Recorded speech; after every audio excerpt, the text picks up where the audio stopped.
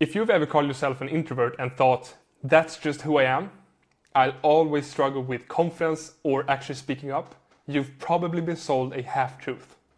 Because when Carl Jung first introduced the term introvert and extrovert back in the early 1900s, he wasn't talking about confidence or communication skills or whether you enjoy small talk. He was talking about energy. Whether you recharge by spending time alone with your own thoughts or by spending time with other people.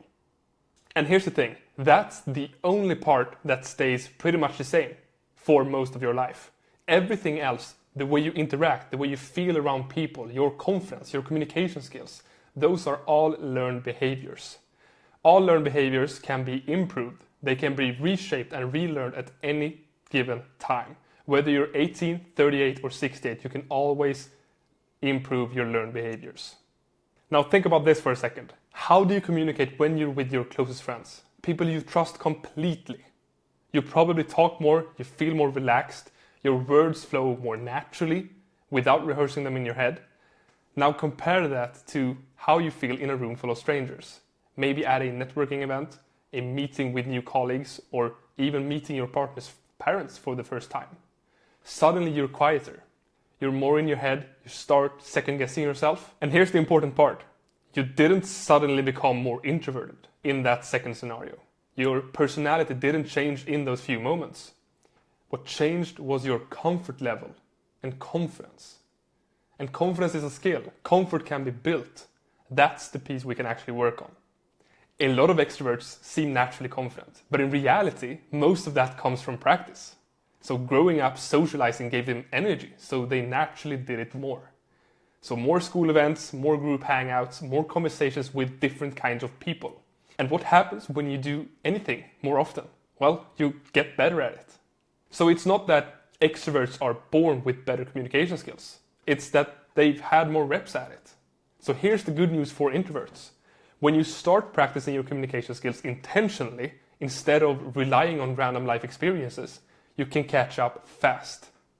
You'll be learning with a clear purpose and proven techniques. That's a much faster track than stumbling into experience over decades. Introvert versus extrovert isn't a black and white label, it's a scale. On one side you have full introverts, on the other side you have full extroverts, and right in the middle we have ambiverts, people who recharge equally well alone with others.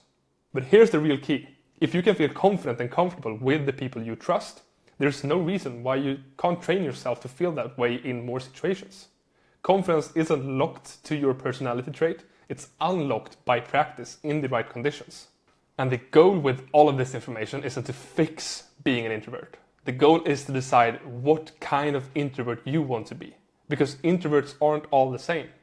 Some are quiet observers, some are storytellers, some are curious question askers, some are bold and outgoing when they actually warm up.